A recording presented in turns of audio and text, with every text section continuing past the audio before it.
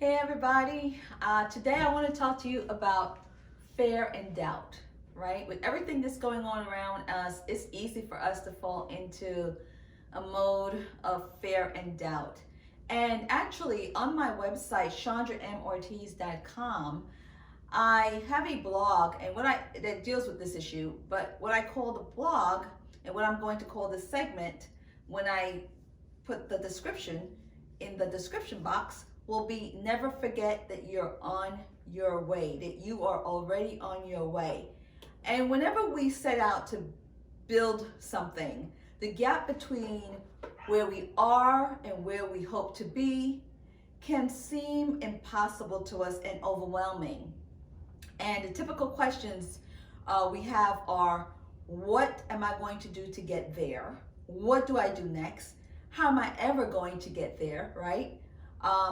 How do I get to know the right people? How do I get to build a network? And the questions and the improbable hows can go on and on and on. However, what we need to focus on, and this is what I've told myself, right, is that we need to focus on the most important fact about what we're doing. And what is it? It is telling yourself and believing and understanding, because it is true, when you set out to do something, I'm on my way, right? As Lao Tzu is credited to have said, 1,000 miles begin with one single step. So a journey of 1,000 miles is really the quote, begins with one step. And that's all we can do. So as I thought about this, I realized many years ago, a friend and we were having a conversation about our desires and our goals at that time. And I recall her saying to me, when the student is ready, the teachers will appear. Since that time, of course, I've come across the quote in many inspirational teachings in varying ways. And I have to say with great confidence that it is so true, right? That is a very true statement. And as we journey toward our desires, if we focus and pay attention, we will find that our encounters do include those teachers along the journey. They come out of the most unexpected places. As some of the lyrics from that record For Good from Wicked, the Broadway musicals goes, and I want to read this, so bear with me 1 second so that I can read this so I can get it right? Because I know the sentiments of it, but I just want to make sure I read it exactly the way that it is written. Stephen Schwartz, who is the composer and lyricist of For Good, and the song is, of course, well known to have been sung by Chenoweth. And I think I'm pronouncing her name correctly. But in any event, it goes, people come into our lives for a reason, bringing something we must learn.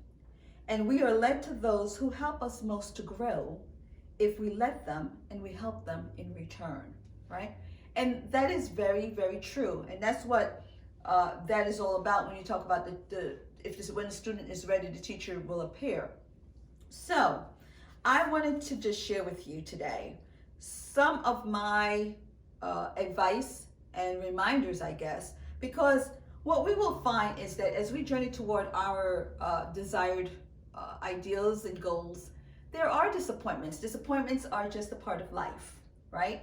But so are our journeys. They are a part of our lives. So I want to just read to you 5 things that I wrote down that I usually remind myself of, and I wanted to share it with you today, right? So as you begin your journey, or you continue your journey, and as I certainly continue my journey, these are the things that I try to keep in the forefront of my mind. Number 1, always remember, as long as we breathe, it is never too late to begin the journey. This has been documented for us time and time again over the centuries. So there's much proof of this. If we look at any TED Talk, right? The TED Talks. We can find examples. If we look at some of Oprah's programs, we can find examples of people who have accomplished their dreams and their desires. And it doesn't matter what age they started at. Number two, just begin the journey right from where you are. There is no other choice, right? So you will always have everything you need to get started when you don't even think you do. And I quote Nelson Mandela, and after all, during his lifetime, the things that he was faced with, the adversities that he was faced with, and the accomplishments that he made during his lifetime, definitely we would want to take heed to this, because again, it's something true. And his quote was, what he observed, I should say, was, it always seems impossible until it's done.